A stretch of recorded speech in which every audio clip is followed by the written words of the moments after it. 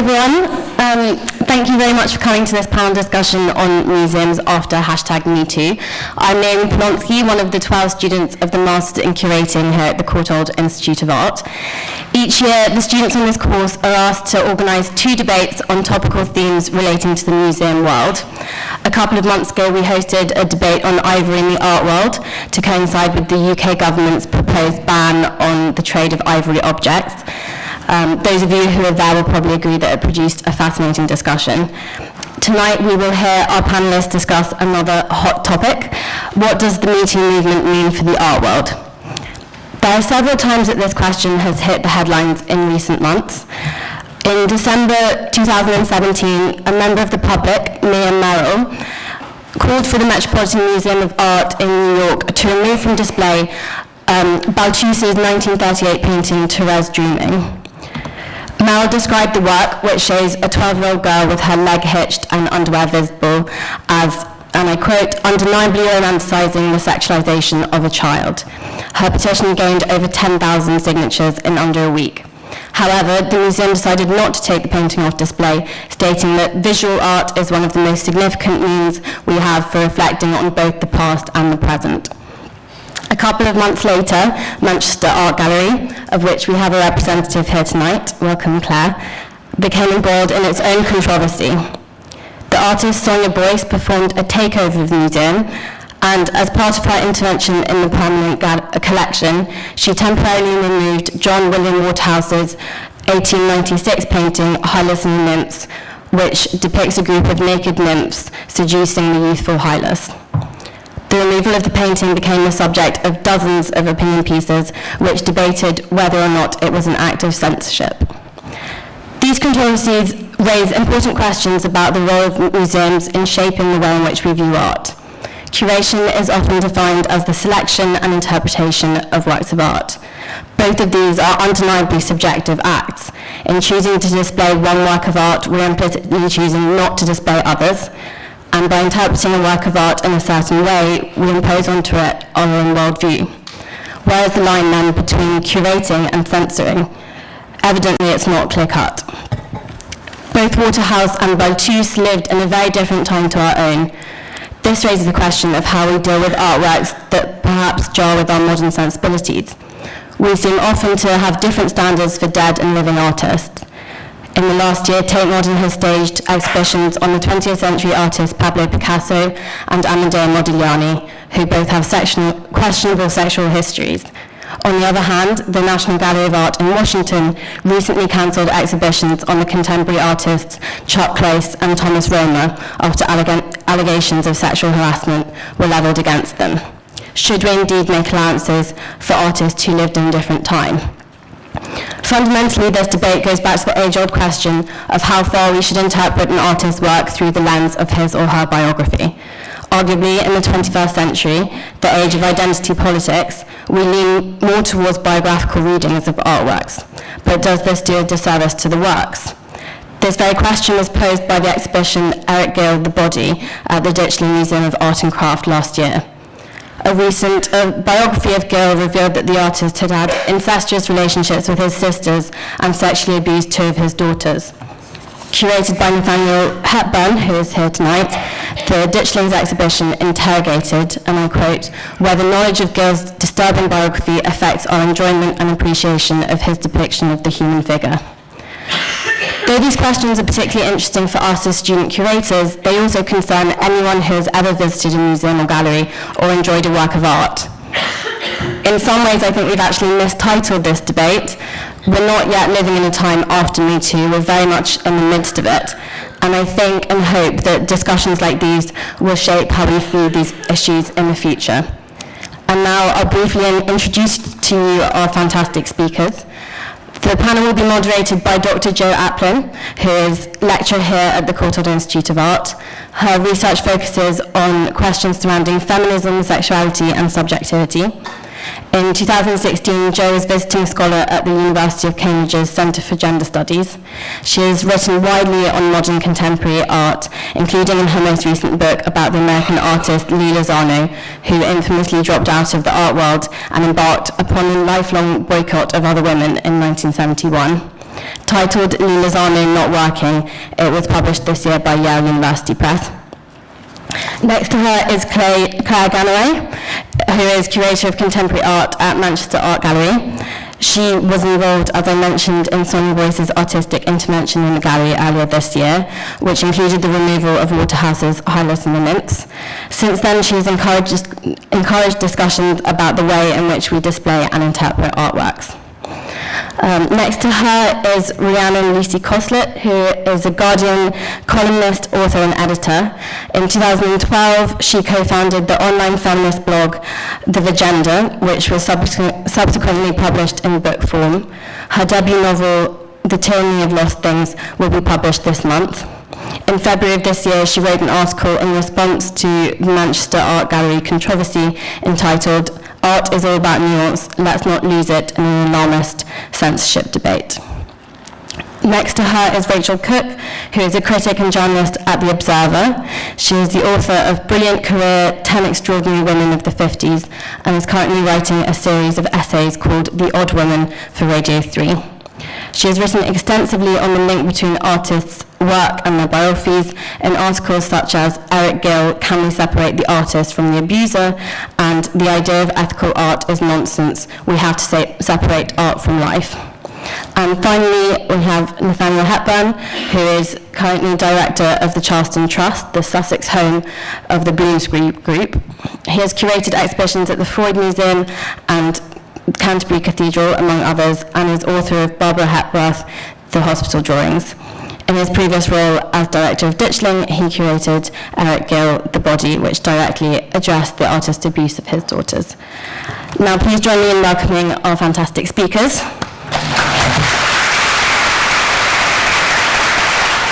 So I just want to tell a story, really, about what happened on the 26th of January this year at Manchester Art Gallery. An event took place. The painting, Hylas and the Nymphs by Waterhouse, as has been mentioned, was temporarily removed and replaced with a text on the wall, with a set of questions and provocations. And post-it notes were left in the gallery as an initial way for people to respond to this temporary removal and the provocation that replaced it. So to put this into context, this was actually part of the making of an artwork by Sonia Boyce called 6 Acts. The evening also included performances by Lasana Shabazz, as well as drag artists, Anaphylactic, Cheddar Gorgeous, Licorice Black, Venus Vienna, and it was all filmed and it was made into an artwork that's now on display at Manchester Art Gallery. So, and I'd encourage you to come and see it. It's until the 22nd of July. The temporary removal of the painting was a group decision by a group of gallery staff to challenge the old-fashioned displays at the gallery, in particular one called In Pursuit of Beauty, which had been the same for a long time and included the same text-based interpretation as well. And as you probably know, there was a bit of a reaction. There was a global media reaction and a social media storm. So to connect this, I haven't got very long for this introduction. I'm sure there's lots more to discuss, and I could talk about it all evening. But just to connect it with the theme, really, of tonight's event, Art After Me Too, I was asked at the time by the first Guardian reporter in the first of, I think, 4 articles on the topic. So how did the Me Too campaign influence what you decided to do? And my answer at the time was, well, Me Too is part of the contemporary context that we're living and working in. It's part of the context that we were discussing the gallery in. And of course it came up in conversation, and of course it was relevant. But feminism existed before Me Too, as we all know, and this campaign didn't come out of nowhere. So, although extremely timely and important and relevant, this wasn't the only factor, the only campaign which influenced what we did. And the question almost seems to suggest a lack of awareness of this. Bearing in mind that in 1913, 3 suffragettes in that very gallery smashed the glass of 13 works of art as part of their activism. Many of the negative comments suggested that art such as a painting by Waterhouse should never be related to anything like Me Too, or indeed any sort of contemporary politics whatsoever, because it's just art, or it's just a painting and it's not political. The act that took place, that we decided to do, challenged people, including ourselves, including the institution, to think about the relevance of the historic collection in relation to contemporary politics, and revealed, really, demonstrated what we already knew, that art has always been political. Keeping things the same and not changing the tired old stories about femme fatale and passive, beautiful or seductive women leading men to their doom is dangerous. And cultural organisations don't just reflect society back at us. They actually are political places which contribute to shaping powerful narratives about us, about our society and our culture. So bearing that in mind, I'll finish with a question. How do we create space to question and challenge what cultural institutions say and what their role is in society? Thank you. Thank you very much.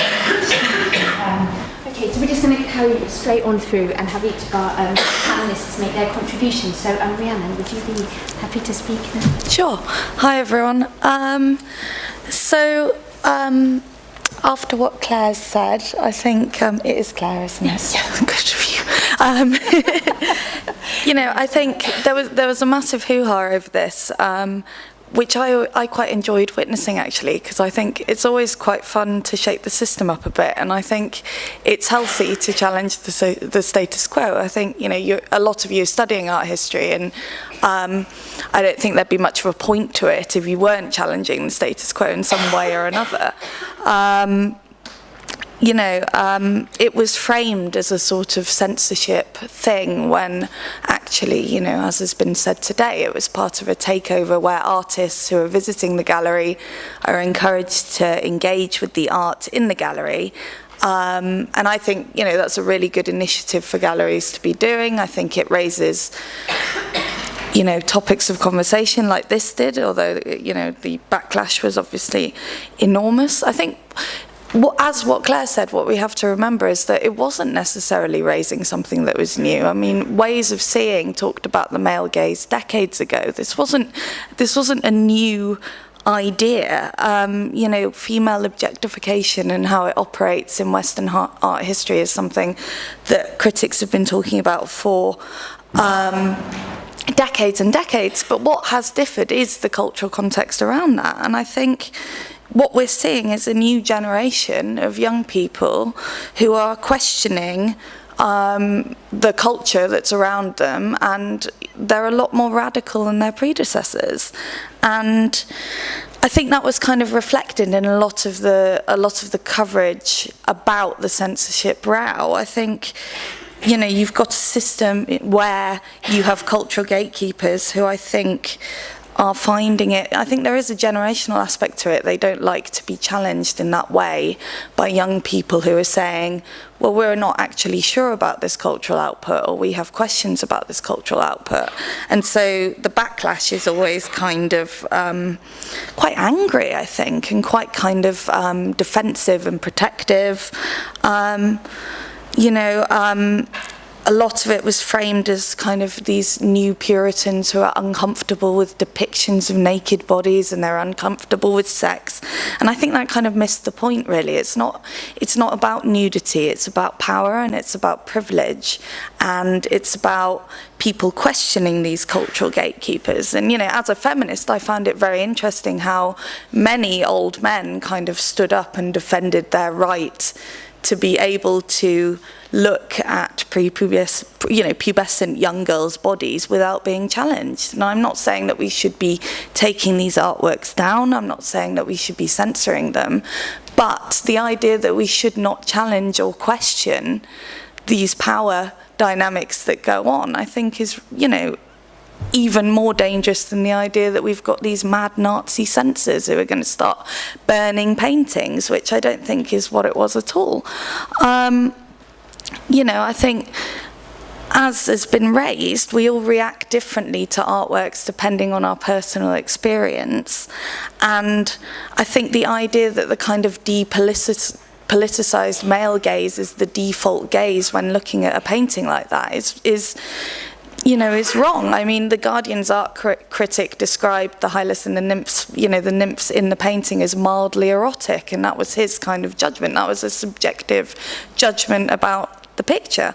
I didn't necessarily find it mildly erotic. That's not to say that I, loathe it and think it should be burnt, but, as a young woman, I'm going to have a different response to that artwork, and I think there's room for everything. And I'm just going to end by saying something that Siri Hertzfeld said about the relationship between the body and about art. And she said, disinterested formal considerations of art, analyses of aesthetic objects as things that have no relation to the viewer's body are absurd. And I would say that eroticized pictures of women very much come into that category. Thank you. Thank you very much. I'm going to surprise you by saying that you were next on our list of that's for you to pick up. Thank you. It's quite strange to be talking about this. There was a point about a year and a half ago where I could have done this with my eyes closed, and it was a well-rehearsed script. So actually now, with kind of 18 months or so of perspective, it's interesting to return to the exhibition that we did at Ditchling. And really, I'm just going to describe the context within which that exhibition developed. When I joined Ditchling as director, as I think it's possibly relevant, the only male member of staff amongst a female team, and the youngest member of staff in the team as well. When I arrived, the interpretation material, well, I should provide some context to say that Ditchling Museum of Art and Craft is a museum dedicated to the artists and craftspeople who lived and worked within the village, of which Eric Gill is arguably the most important artist, or certainly the most famous artist within that group, but was also critical as the person that brought together the rest of the community.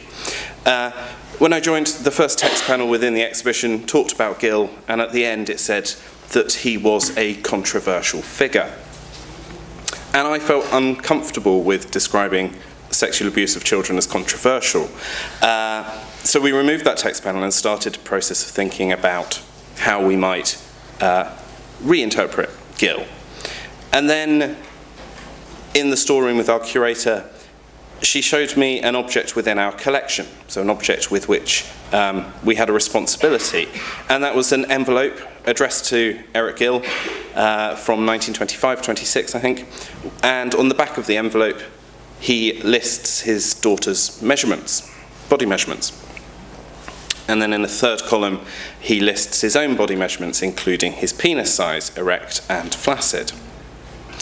It was a document which hadn't ever been exhibited, hadn't ever been shared, but was one which was held within our collection, in trust in our collection.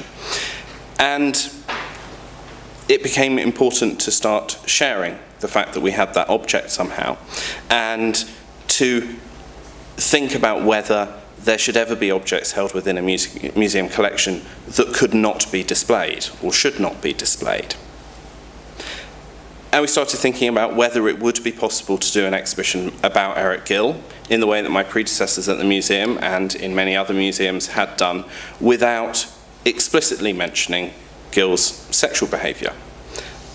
I think that's a point where the museum sector more generally, and society even more generally, had made a shift, which meant that it would have been very difficult for us to do an exhibition, had we wanted to, which didn't acknowledge that Gill sexually abused his daughters.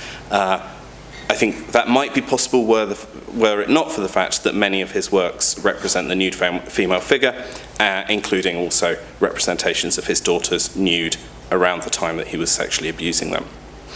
So we went through a consultation process, talking with other people in the sector, with people in PR, with people who've been sexually abused themselves, to try and understand the wider climate within which we were dealing.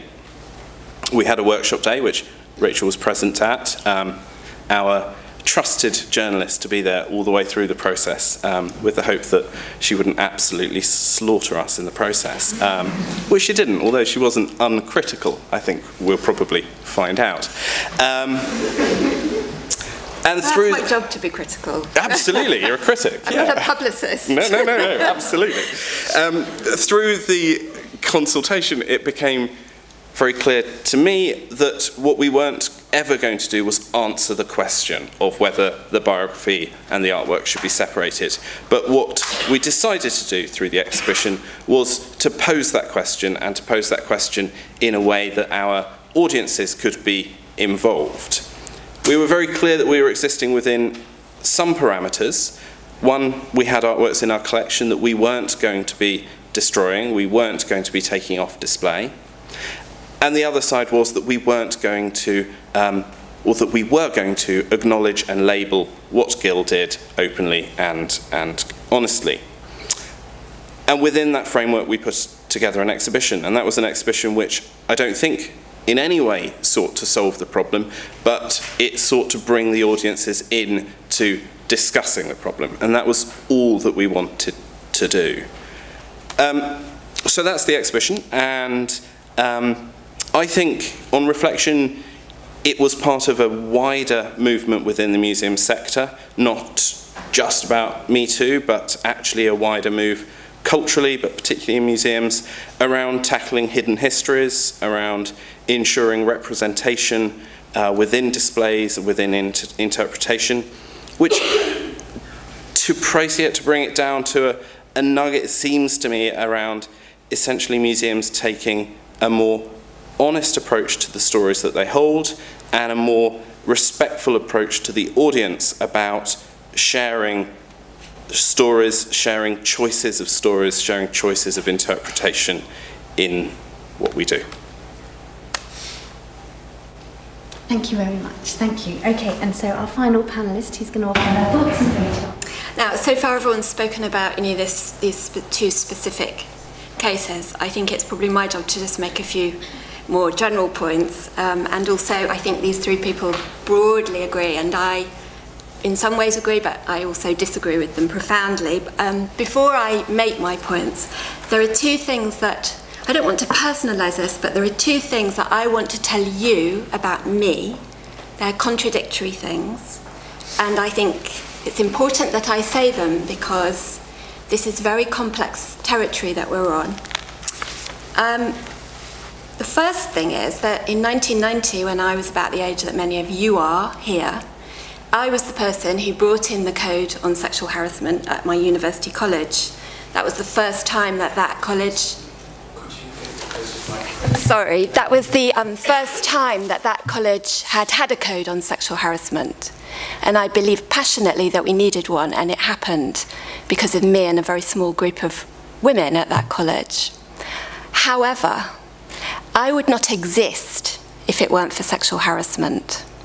My mother was my father's student, and my stepmother was my father's student, and all of my siblings, there are very many of us because my father was very badly behaved, are the product of what would now be called sexual harassment. So I have skin in this fight in two different ways, and I see it in a 360-degree way.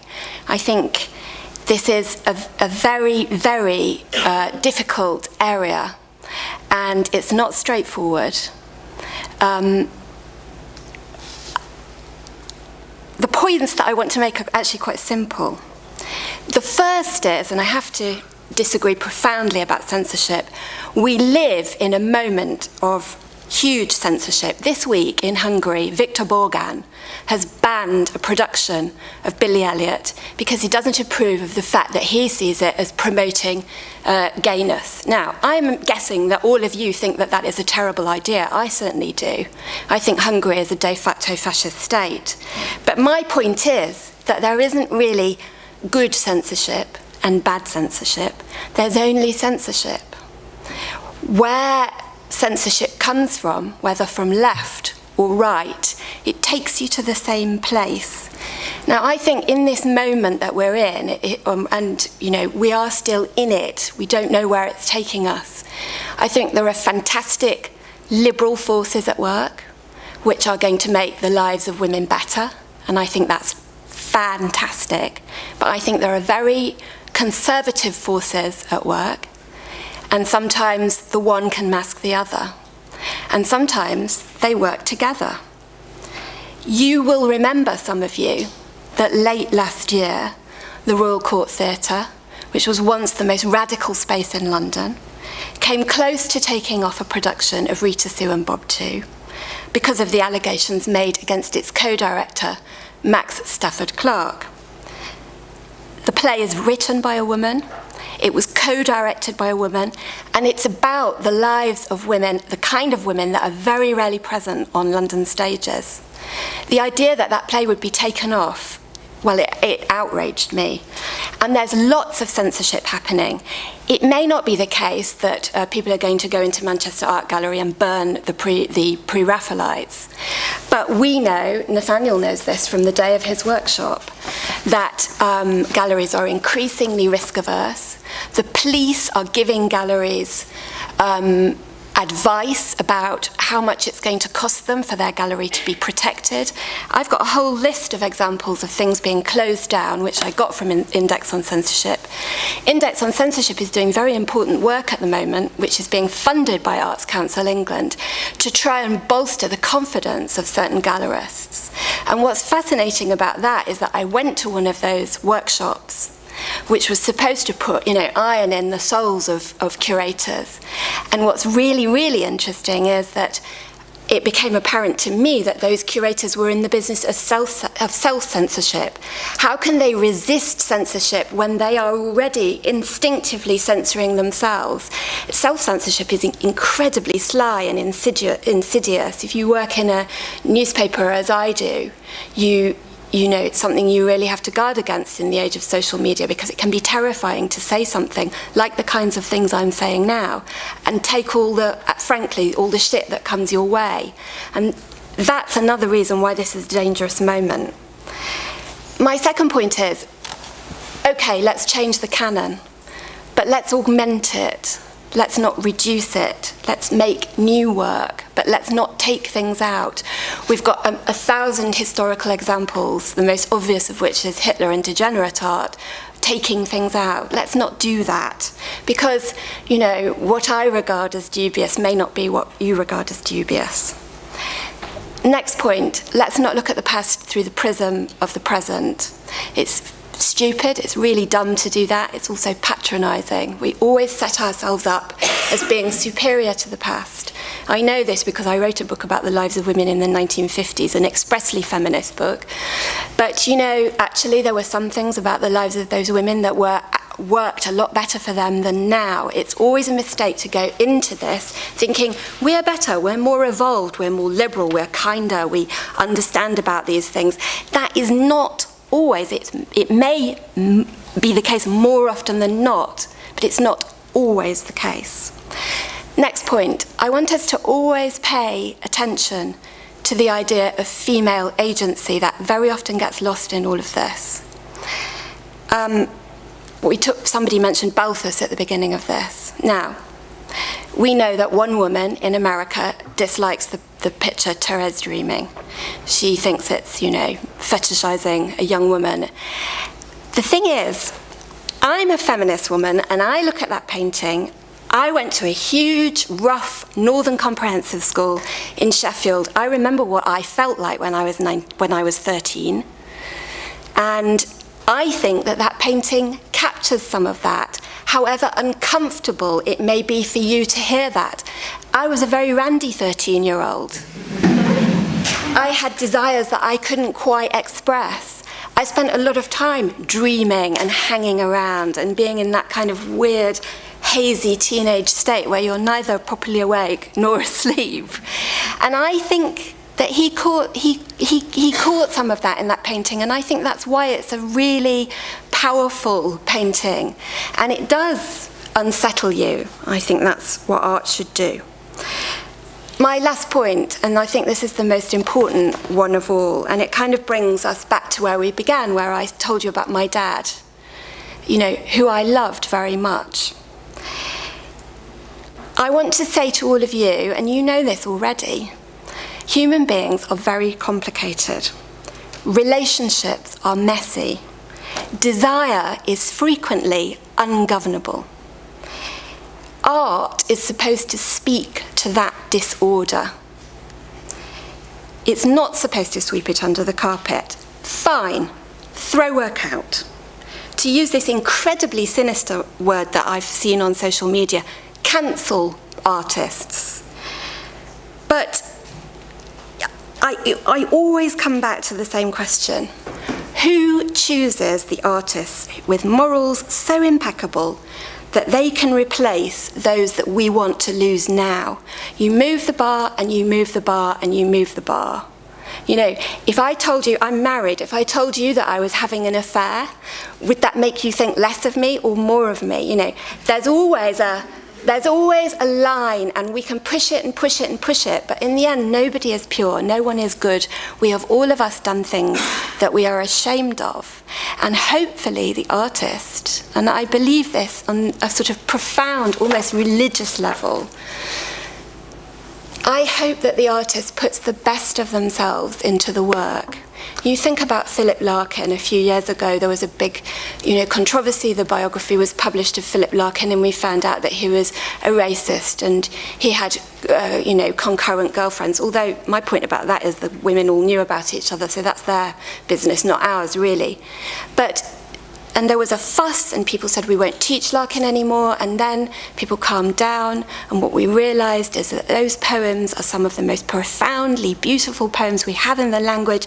They sail on like an armada. They tell us amazing things about love and life and death and happiness and sadness and work and all of the stuff that is life. And I don't want to live in a world where things like that are thrown out on a reaction, or sometimes even on a whim. That's all I have to say.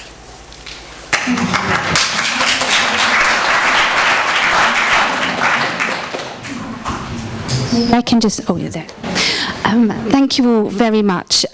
So what I think we could do now is perhaps reflect on each of your various contributions and have a conversation between ourselves, because I think there are moments of intersection, there are moments of agreement, there are moments, I think, of disagreement, which Rachel has raised in this final contribution. So perhaps we can just, let's stay with this idea, the question, the problem, the issue of censorship. Is it always a problem? Is there a moment when it is appropriate? Is there a politics of censorship, or the cancelling that we've talked about here, that is one we want to think about, or is there a way we can think about it in a more nuanced way, or is censorship always a problem? So perhaps it would just be interesting to hear you reflect, perhaps after Rachel's comments here. Well, perhaps I should start by reacting in terms of Nymphgate, as it's now known, which lots of people have wanted to talk about. And, it's amazing. I think the number of students who've contacted me and others at the gallery, and the number of journalists and others who wanted to talk about it was quite extraordinary, really. I think in response to the censorship thing, I think that probably each case needs to be considered individually. I mean, I don't consider myself to be a censor of artworks, and I don't think what we did collectively was censorship. I think if you put it in context of an organisation like Manchester Art Gallery, which has a very, very big collection of art, what we did was talk about one section of the gallery which has been the same since 2002, when the gallery was redisplayed, and it was redisplayed along the lines of the way it was displayed before the refurbishment. So really sort of continuing with this very linear, rather sort of Victorian style art historical narrative running through those spaces. So what we were doing was actually thinking about that space. And I think a lot of that context just got lost, actually, in what people were saying and the comments that were made. I mean, if you say that what we did was censorship in temporarily removing a painting, and it went back after a week, by the way, what are you saying about the rest of the work in that collection that hasn't been seen for years and years and years and years? Are you saying that that's being censored? I mean, in a way, perhaps it is. And what we were saying was, we want to have a conversation. That's all we want to do. We just want to open this up, and we just want to talk to people, and we want those conversations to impact on our thinking about the gallery, about the collection, and about the displays. So I think it's rather simplistic to say that lots of different examples can kind of be assessed in just the same way. I think you'd have to look at each one very separately. But I certainly don't think that what we did in Manchester was censorship.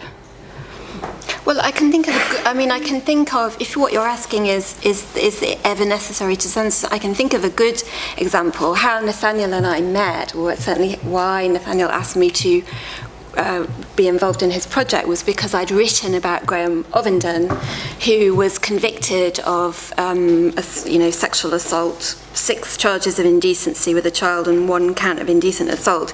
And so in 2013, the Tate removed 35 pictures by him because it was not clear whether the children in the pictures were the children who'd been abused, and he was going off to prison. And that was clearly the right thing to do. So I'm not saying that art should never be removed, but I think that's a very, very extreme example. I can't really think of that many other things where I would feel, obviously, I don't want pornography on the walls, but there isn't, beyond that, I can't really think of things where I think, oh yeah, it's a good idea to remove that. I just don't really feel like that. What do you think? And were Graham Ovenden's works found to not represent people that he sexually abused? Well, Would you want them in the Tate, or not because they're not very good works, it's not worth it? Well, that's a different, the question of good or bad is different. But, they are, I think they still are not on display. I think you can ask to see them, can't you? But I don't know what the Tate found out about those particular images. But, I think the Tate did the right thing, that's what I'm saying. But I think, in general, I'm not in favour of taking things out. I think the bigger question around censorship is exactly what Rachel said about self-censorship. Mm-hmm. And I, when I was doing the kind of Eric Gill Roadshow last year, did something like this at Museums Conference, and in a room of maybe 400 people, all curators, museum professionals, we asked the question, who has objects within their collection they wouldn't show? And almost half of the room put their hand up. That's censorship. Oh, and when, what I found when I was writing about Eric Gill was, once I was very involved with Nathaniel's project, I then rang other institutions that have significant Gills in their collections, and they were so frightened they wouldn't even talk to me on the telephone. They wouldn't even let their press officers act as the go-between. I just got gobbledygook back. And my impression was that they were extremely nervous about being pushed on this. As well they might be, because, as I say, this is a difficult time, and the police are giving galleries bad advice, and institutions are nervous, and I don't blame them, actually. I think this is kind of Interesting, the idea of who it is, these structures of power, which Rhiannon talked about, who is making those decisions ultimately. So press office you're talking to, who is ultimately making those decisions to do that, and the difference between a curatorial decision to display a work or not for all kinds of reasons, why something, collections circulate and so on, is very different to a stated reason why something's being taken down, perhaps. And I wonder if there is a difference between whether that's a curatorial strategy, whether that's the basis of an exhibition, or whether that's coming, I don't know, from on high, whether that's an instruction that's passed on from other departments within a museum that the curatorial one. I don't know, it's just sort of a genuine question. actually how that might work within an institution. Yours obviously came from Sonia Boyce. Is that right? That the decision to take the painting down was part of the artist's project? Well, yes, it was, very much. But Sonia didn't make that decision. As I said before, it was a group decision. She was part of the conversation. I'm not shutting Sonia out of this at all. Sonia is key to this because this was part of her work. But her work is about letting go, not controlling what people do and what people decide. So the way we started the project with Sonia, the process of commissioning, was actually just by walking through the galleries and having a conversation, and that group of people grew and grew and grew over time. So it wasn't Sonia directing, well, I think you should take this painting down. That decision came about collectively over a period of time. I had a very small example of This when I worked at the University of York and I co-curated an exhibition there on flesh, and so this was the first time that I had worked with an institution in a classroom. I show everything that I want. There's no censorship. There's no wondering what this might, what impact this might have. And so it was a very interesting minefield to navigate, because there were a couple of things that I was kind of quite clear about. That a show of flesh, you didn't want the first room to just be a sea of pink breasts, right? Was the first thing, and also how to think about flesh in abstract terms as well as figurative. In this conversation tends to stay quite closely to the figurative, as if a painting is an actual, as though there's nothing kind of mediating between the thing that you're looking at, which is the canvas, and the ideas within that. And for me, as someone that's worked a lot on abstract art, I find this curious that for me, some of the most sort of outrageously bodily, erotic, sexy works in that show, no one batted an eyelid at because they were abstract.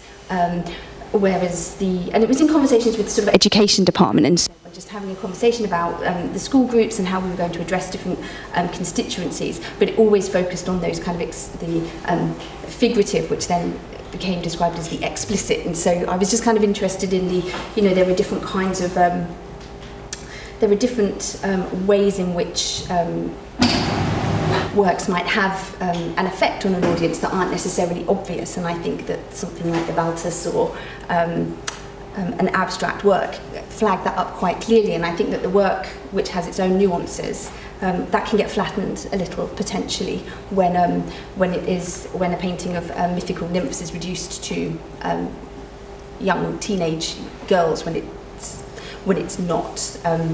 Does that make sense? I mean, certainly in terms of an art historical conversation with my students, those conversations would be quite clear, that we're not simply looking at an unmediated image of young girls, but that we're looking at a painting that was made in a certain moment relating to certain I mean, it texts. can be so reductive, because, when Frances Morris, who, the director of the Tate, was on the Today programme to talk about her amazing Picasso show, the only question she was asked was about Picasso's private life. There was no analysis of what breakthroughs he'd made in painting then.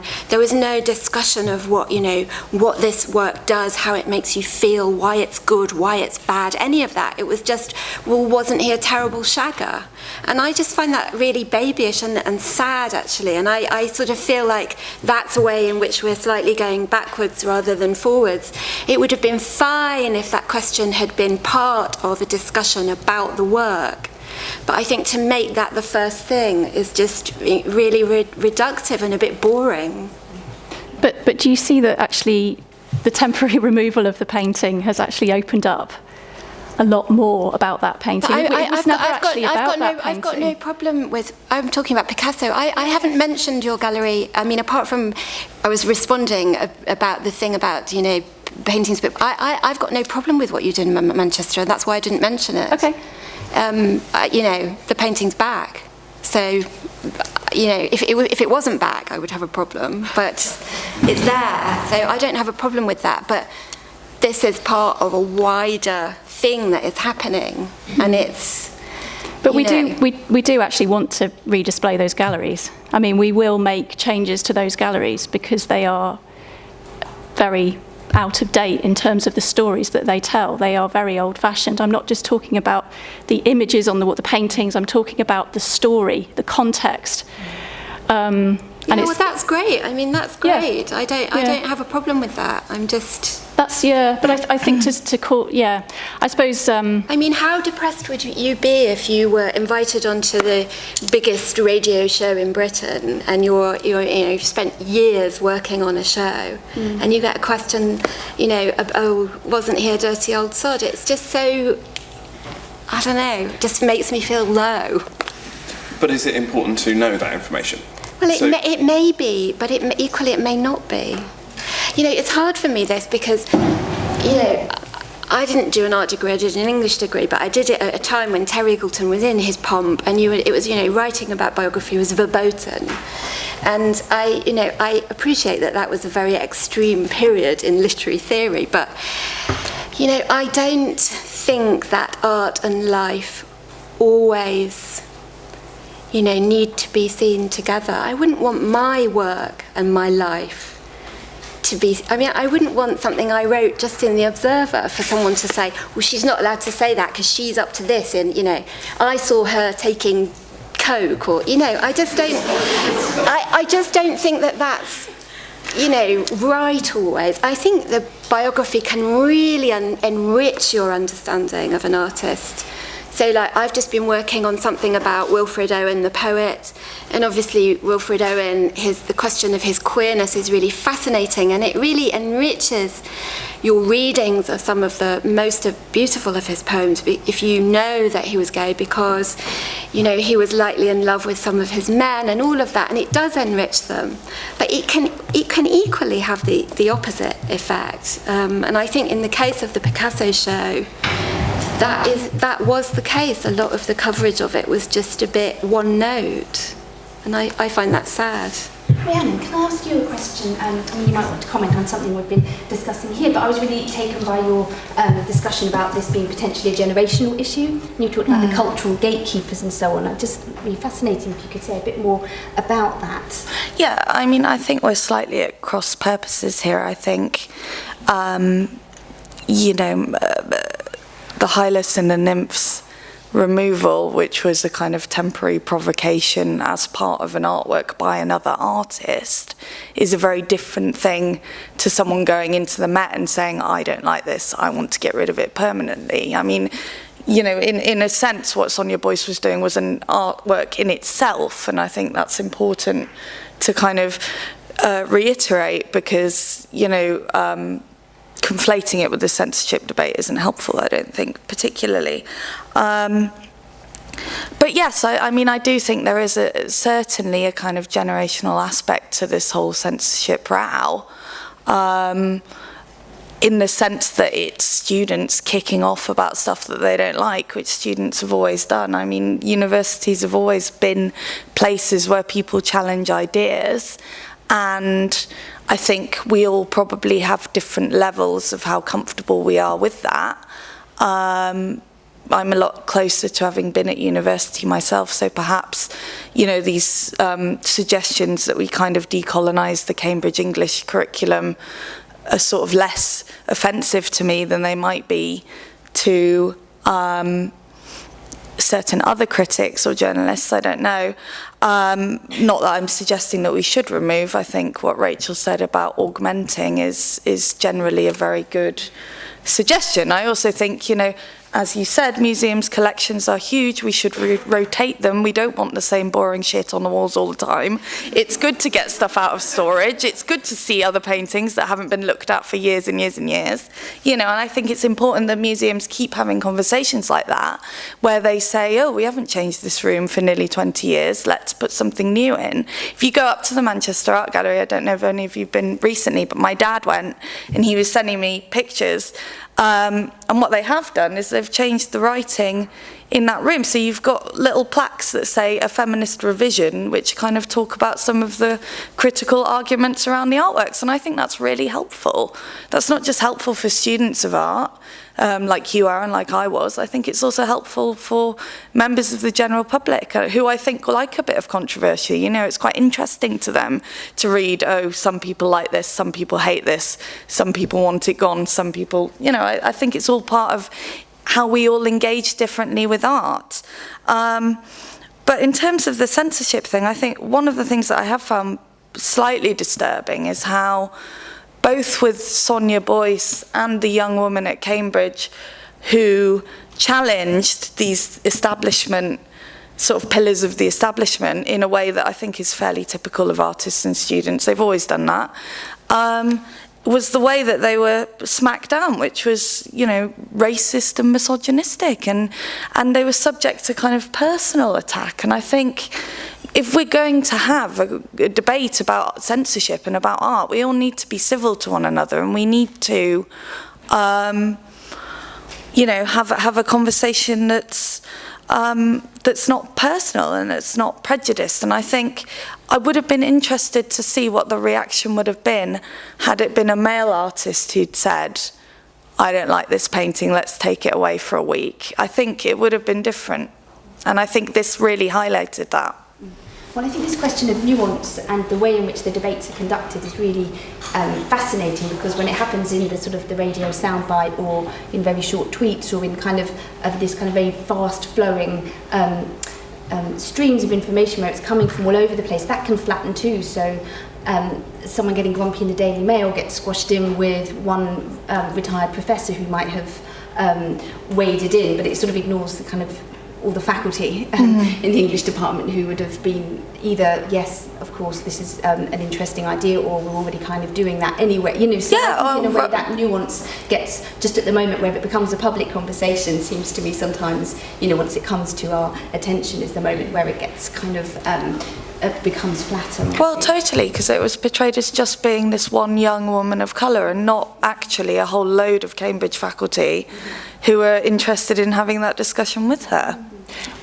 Yeah, just to follow up on that, I think that's why I asked the question at the end of my 2 minutes, really was, you know, if we're going to discuss these kinds of things, how can we do that, and how can we make cultural institutions places where that can happen? Because it's not going to happen through Twitter, and it's not going to happen through the media unless, you know, there's some kind of radical change. Because, you know, I just got called a feminazi and a dirty slut and a this and a that. And sort of became, because I was the spokesperson for that particular project, even though it was a group decision, you know, that was aimed at me. That went away very quickly, actually, and it's nothing compared to what, you know, politicians, particularly women politicians, get on a daily basis. Apparently Diane Abbott has a great stack of material that she has to give to the police on a weekly basis because she gets so much abuse. That's just one example, but yeah,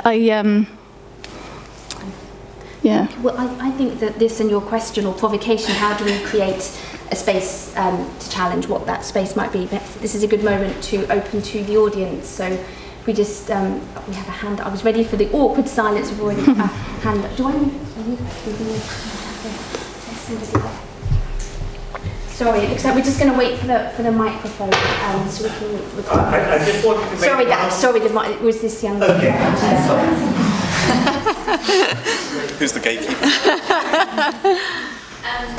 had two kind of points to just kind of make.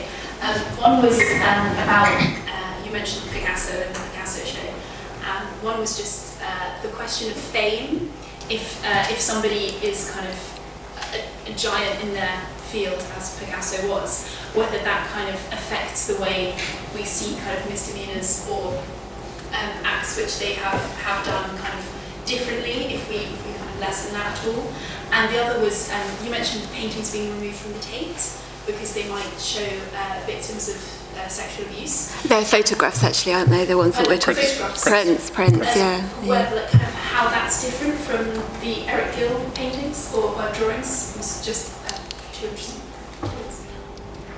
Well, I suppose the main thing is that just it's a technical thing, I suppose, that the children and Graham Ovenden were all alive, and Eric Gill is dead, and Eric Gill's daughters are dead.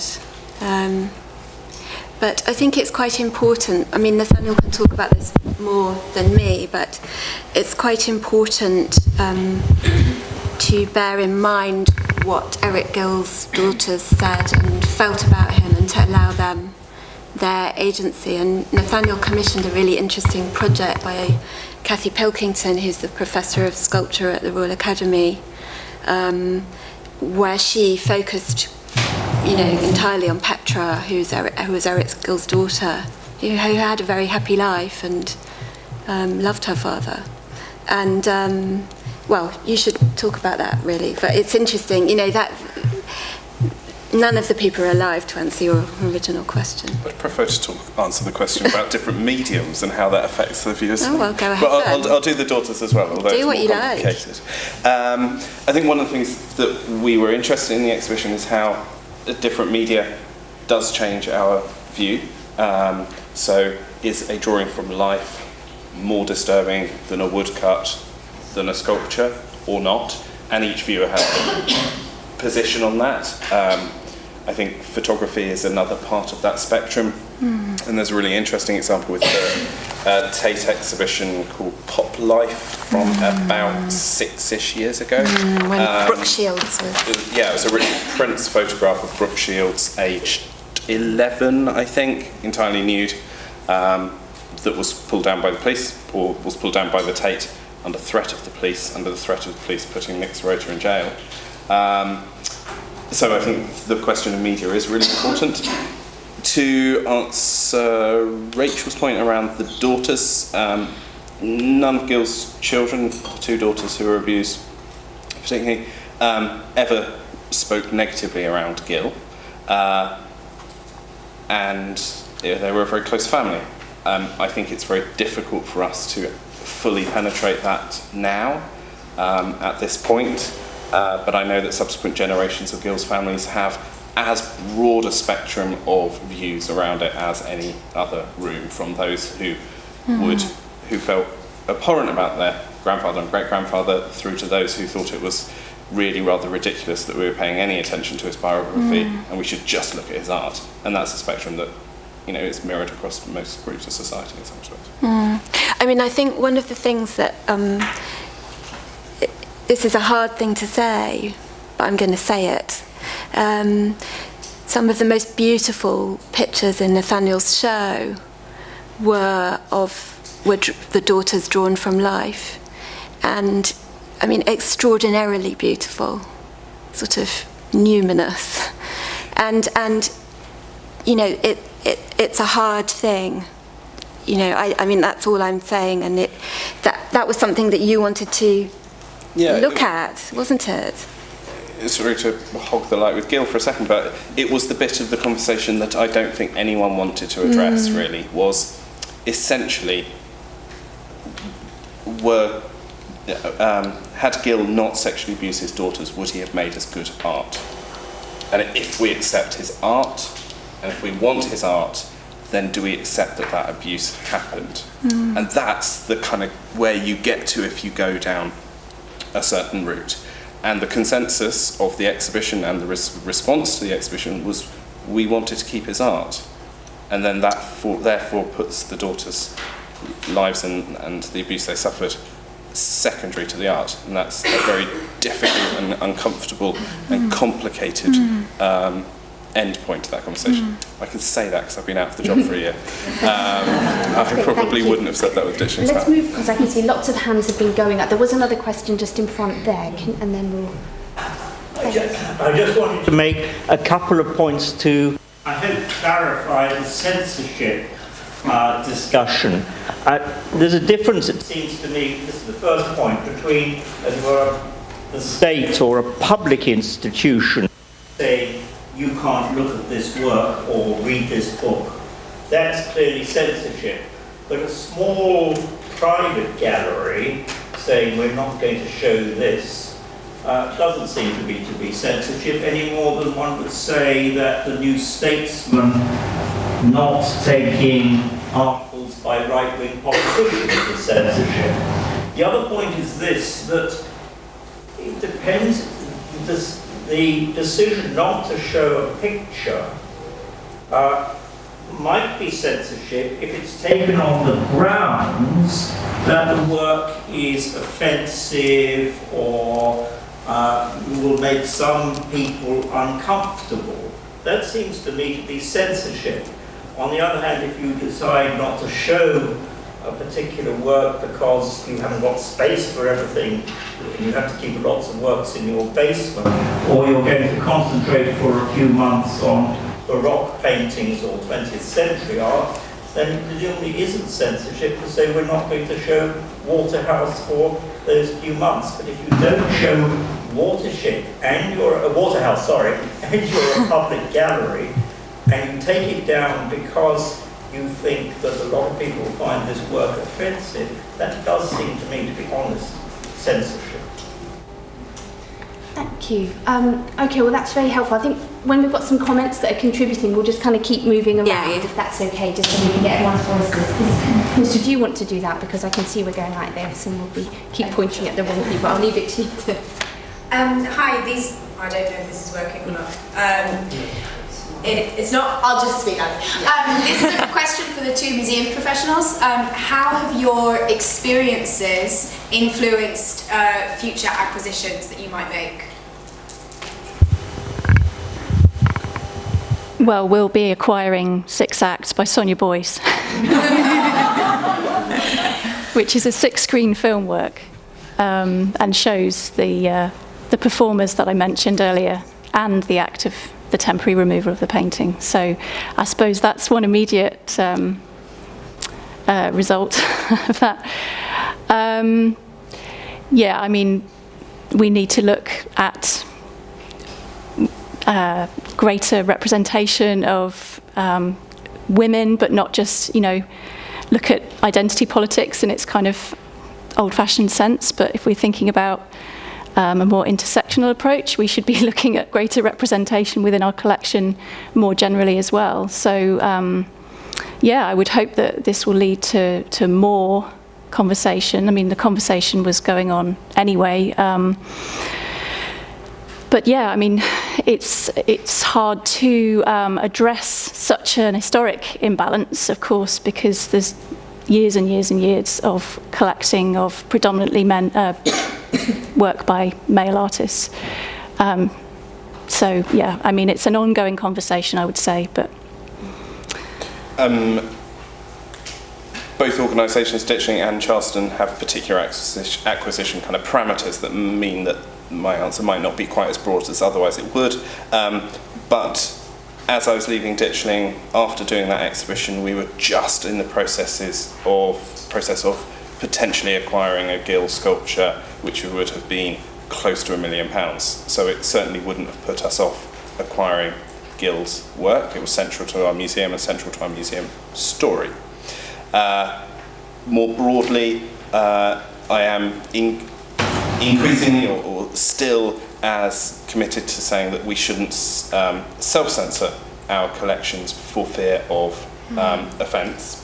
And at Charleston, I guess the relevance of that might be in showing Duncan Grant's homoerotic work, even though that might be difficult to show to some audiences. It's within our collection. It should therefore be possible to show it in the right context. And I remain kind of convinced along those lines. And soon you'll have lots more space to show everything. Yeah, we've got lovely new galleries.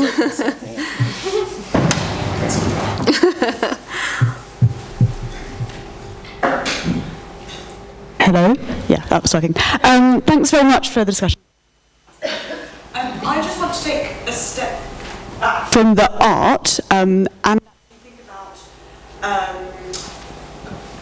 donations and support of individuals or institutions, which have also been brought into question.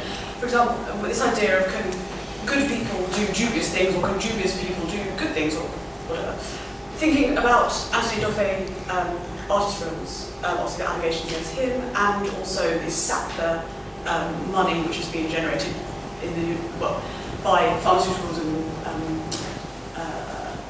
addictions in the US. And I was just wondering how, or if the museum should continue to accept this kind of support, and yeah, just any issues around that. I think we have to be careful about Anthony Duffy, don't we? Because I think that's an ongoing investigation. I'm sure it is an investigation. Yeah, I mean, I mean, nothing has been proven, so until such time as something is proven, I think it's fine for. But I actually feel that even if my own view is that even if he was a sexual harasser, he is given an amazing body of work to institutions, and not only that, they're not limited to London. They're actually moving around Britain, which means that hundreds of thousands of school kids in Newcastle and Sheffield, where I'm from, can see work that they would never see, and I just wouldn't want to cancel that out. I think we need to be similarly careful around Sackler case. Purdue, for whom Sackler received most of their money, introduced Biomorph and other oral medication that has transformed the health service in this country and internationally. They also haven't ever admitted or been convicted of doing anything illegal, and are great supporters of the arts. And so I think we need to be very careful not to become kind of not to become like tabloids in how we address this, and actually be really smart about looking at the source of our information and the bigger picture, and not just reading the Twitter version. Thank you. Any other questions? Oh, no. Sort of jumping on from that. I'm not convinced that microphone's working. Okay, I'll just try to pick up. Yeah. I wanted to ask about your feelings about the responsibility of museums. I mean, we've spoken about, or you've spoken about, the responsibility to art, to artists, and to the public. But I guess the framing of this debate, I think, also, their responsibility to their own staff members, and what that might mean. And there's been very interesting distinctions about what's the living artist and the dead. When institutions are inviting in living artists around whom allegations are circulating about their behaviour, I just wanted to hear your thoughts on the kind of the balancing between what might be both an extraordinary aesthetic experience for the public and an opportunity for debate, versus the risks that you might be running in terms of who within your institution you're putting at risk by engaging with those individuals. This is all very hypothetical. I think something like that really has to be done on a case-by-case basis because, for example, lots of museums do outreach work with vulnerable people, and including children, and I think, whether or not that person, again, has a proven allegation against them is relevant to that, or indeed a criminal record. So I think it really is something, I think everybody should be able to work free from being harassed sexually, and I think that's something that we're finding is not the case still, and it's important for everybody to have proper codes of conduct and regulations around that. But I do think it's something that is going to differ so drastically from case by case, that really what you need the institutions to have the proper procedures in place to deal with things like that as and when they come up, I think. I'd like to just open it out a little bit more to say that I think some of the work that's happening in the museum sector at the moment around LGBTQ narratives, around diversifying our workforce and showing, decolonising our collections or providing critical narratives around our collections, opens up our workforce to be, or opens up museums to be places which are visited by a wider sector of community, which then has a knock through to who are the gatekeepers that are able to make those decisions about who goes on show, how things are interpreted, and there's a kind of knock-on through that requires some kind of rupture. And for me, there doesn't feel like a huge difference, although I'm probably going to be told I'm being way too simplistic on this, between a kind of roads must fall approach and National Trust opening up and telling queer stories around their collections. They all feel part of the same kind of trajectory, although some we might take judgments on are better than others. Thank you.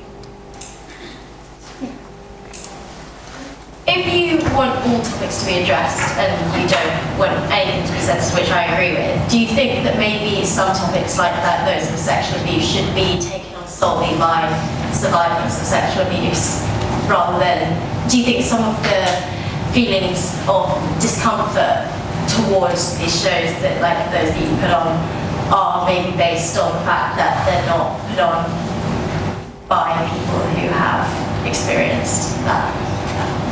That was addressed at me, wasn't it? It was more of a broad thing. It's more of a broad thing Do you want me to go first on that? I'm going to be quite straight on that. No, I think they should be addressed by experts. Addressed by experts in curating and interpretation. So I think the museum sector, and I've no experience of sexual abuse, but I think I was well placed to curate a show like that. But I took consultation from people who did have experience, who talked me through how it might be for them to experience that exhibition, and that informed what I was doing. But I think that I think it should be done by experts. Yeah, I think we shouldn't assume that those people would be best placed to make those decisions. Because I've been sexually harassed, that doesn't mean that I would necessarily make the right call about a show dealing with that topic. If anything, it might make me, for example, oversensitive. So I do think it's one of those things where you have to be really careful about. I don't think kind of personal experience trumps expertise, and I think experts who have undergone that. I don't mean like just someone off the street, I mean like a curator or director who has experienced that. I mean, maybe we're heading towards a kind of environment where we will have in the future curators who specialise in this kind of art and in this kind of argument. It's a possibility. I wouldn't be surprised by that at all. I think it's always important to open up the question of who makes decisions as well. I mean, we're looking a lot at the moment on who tells the stories, who decides what's actually relevant to put on display, and actually looking to open that up as widely as we possibly can. In order to, be more relevant in the 21st century. Otherwise, what's the place there for if we're not kind of having those discussions as widely as possible? I thought it was really interesting that you kind of brought up the National Trust example at the end there, and I just wanted to ask a bit a hypothetical question about cases of prescribed participation. What is the museum's, could it go too far the other way in the fact that we're telling a lot of these stories, which I think is the right thing to do, in that people have lots of different reasons for visiting art galleries and museums. Some people want a social day out, some people want to just look at art, and people have very different relationships with galleries.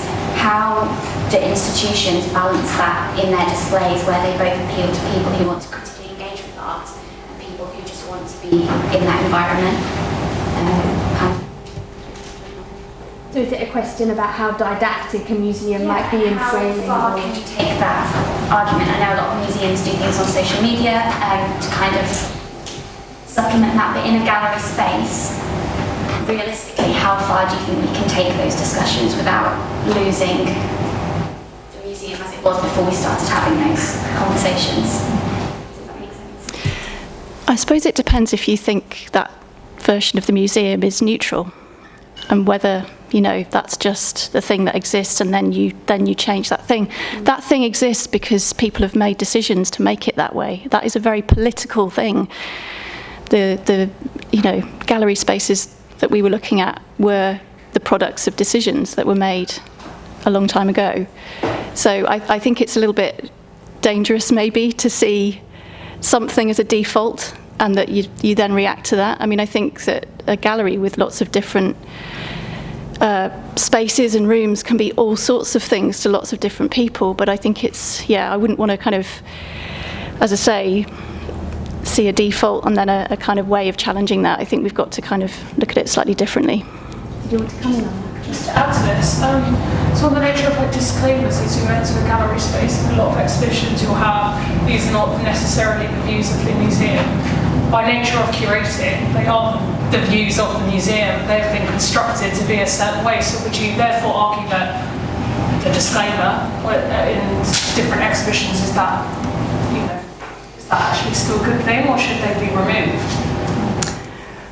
Well, I suppose this relates to the last question, really. I think the institution can't have a view. The institution is made up of lots of different people, often very a diverse mix of people with lots of different views and opinions. So I think it's actually good to be upfront about those political, social views, and to be really open about, I'm a curator, I'm also a human being with political, social views, life experiences that might impact on, the way that I write about a work of art. So again, it relates to the last question. I think it's dangerous if we start to say, the institution is this kind of neutral thing that just, has an institutional voice. That it really doesn't exist. But I think the balance between how much you say and how little you say about a painting is a really fascinating aspect of curation. And as someone who just spends a lot of time staring at pictures in galleries, and sometimes I feel like, oh God, there's so much information. I'd just like to just stare at this picture and see how it affects me. But then because I'm a human being and therefore perverse, I was reviewing this Patrick Heron show at Tate St Ives, and it's sort of non-linear, it's all muddled up, there's almost no information. And then I went to the other extreme where I was in a rage because I couldn't find anything out. And I think that's a really fascinating thing about curating. How much do you tell someone, or how little? How much do you hold someone's hand, or how much are you able to release them just to experience the art? And when a gallery gets it right, it's the best thing in the world, because you feel both those things, like you've learned something, but you're also just able to kind of, sunbathe in the picture. And it's interesting. It happens, I think, I'm just speaking personally, but I think it happens relatively rarely that you have that perfect, where the curator really kind of nails it and makes you feel like I've learned something, but I've also wallowed in this. Did Nathaniel's show get the balance right between telling them about the sexual abuse but showing them the art? I had disagreements. It's all you can. I wrote thousands of words about it. I had disagreements with Nathaniel's show, but not about the work. It was more about the focus and what it might mean for other institutions. But I think the work is. I love the work. Sorry. So we've reached it, but your hand just, so we're going to make this the last question, because of then we come downstairs, we can carry on having a conversation in a slightly less formal environment. But would you like to ask it? Yes, I think my question is a little bit of a tangent, but I was interested in what Rachel said about the Thérèse dreaming painting. About the what? About Thérèse dreaming, yeah. And the sort of artist-artwork interface and what we think about it, and whether or not museums have a sort of social responsibility of what they show and how it might affect people that view it, or do we just rely on the responsibility, people's own responsibility to look at art and not take it as at face value or consider it. And what you said about the controversy of Thérèse dreaming and how you kind of saw it as quite a true depiction, and I would kind of agree personally. And I wonder whether if I, in a hypothetical world, created a similar painting and I depicted myself as a 13-year-old and a bit feral and maybe a bit kind of innocent but a bit promiscuous, and where there's sort of blurred line between the two, and whether or not that painting if that painting were done by, let's say, a 50-year-old man, would the painting be any less true if it were, and would it be any less perverse if it were done by me? Yeah, well, I think that's a really good point that you've made. There are many women artists who have depicted children in what I would regard as sexualized ways. So, but that's really a whole massive, that's your PhD right there, is it any better? I've been thinking about this a lot because I'm writing a book about it, but women like me, this is slightly, I'm not exactly answering your question, but you'll see what I mean. I have spent my working life making heroines of women who, I suppose in the broadest way, behave badly. So, women like Doris Lessing or Muriel Spark who abandoned their children. But my view as a feminist has always been, well, men did that, why shouldn't women? And, you know, I wrote a whole book celebrating these women who were kind of selfish, that's not exactly the word I would use, but in the way that men were in order to have their freedom. And, you know, I think if we are going to recalibrate all these things in terms of what men do and what men have done, it may eventually lead us to rethinking what women do. And that may lead us to what you've just said. Is it all right for women to sexualise young girls? You know, if it's not all right for men, is it? You know, I have a friend who paints children. And, you know, I think her pictures are very, very disturbing, but she's never been called out on it in the way that if one of her male contemporaries did it. And I think that's a really interesting area, and I'm really fascinated by that. And I don't have any easy answers to it, but I think what you said is really interesting. But if you take that into literature and film, do you essentially end up saying that the novelist can only write about characters that are them? Yes, exactly. That they can't imagine themselves into a different position and present something from a different perspective. And that would sort of destroy everything. Everything, yeah.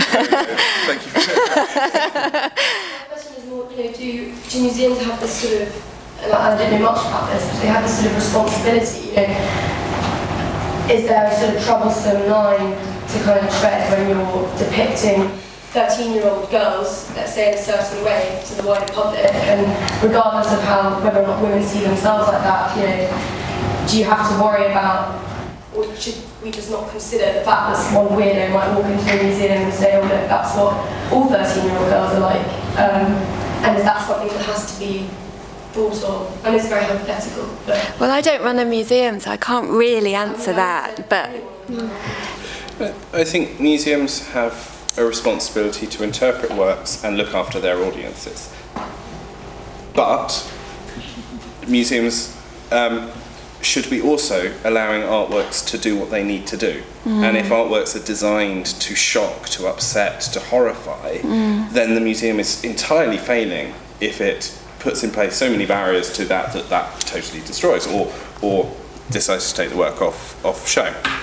So I think the museum has to do both things, and so it has to provide some protection and interpretation, but it also has to allow the space for works to do absolutely what that work is set out to do, however horrific and horrible that might be. There's huge amounts of work around the Holocaust and things like that artists have made that are designed to really upset them, and it should be allowed to do that.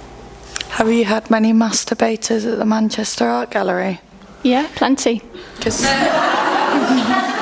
Yeah, we actually observed a couple of guys when we were having one of our group conversations, focusing quite a bit on certain areas of anatomy. And there's been, you know, members of the visitor services team have shared all sorts of stories about different activities that have gone on in those galleries. So yes, plenty of that. I suppose I'd just also say that, you know, the Waterhouse painting, just to go back to that, has gone in and out of fashion as well, and I think it's okay to kind of challenge whether we always want the same things on display just because they're considered great works, you know, part of a canon. It is okay to say, well, you know, maybe if there's a consensus around something, that we might have just had enough of it for a while, we might just want to kind of put some other things on display. I think that we shouldn't sort of shy away from that part of the conversation as well, because artwork has, like I say, kind of gone in and out of favour.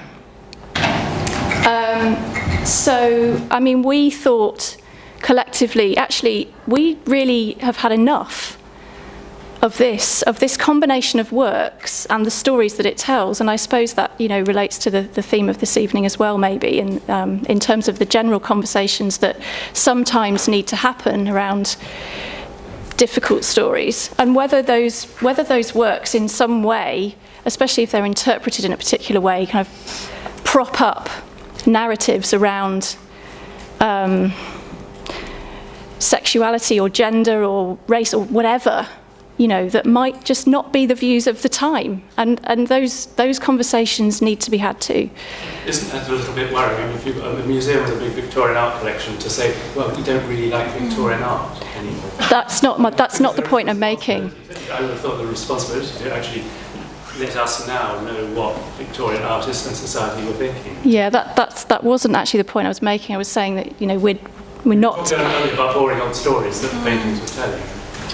But it's very difficult when we're not actually kind of in the context of that space and looking at the stories that tells. I think it's, we're in this room. If we could be there talking about it in that context, that might be easier. But I feel that as a group, I mean, okay, to give another example, there was a piece of wallpaper which was a detail of that painting, which was in our staff entrance. So we would walk past that piece of wallpaper, which was a detail of Hylas and the Nymphs. We actually just decided we'd had enough of it. We didn't really want to walk past that on a daily basis, so we took it down as part of the project as well. And it's not about saying we don't like Victorian art. That's not the point that I'm making at all. There's lots and lots of Victorian art. There's masses of it. There's stuff in the store that doesn't get shown. So I think it's just maybe about thinking, well, does this stuff always have to be on display all of the time? Or can we look at stuff that may be equally as provocative and difficult, but might just do that in a slightly different way and might be representative of artists that maybe have been relatively left out of the canon? Okay, I think it's quite clear there isn't an obvious point at which to end this extreme exhaustion. So please join me in thanking our generous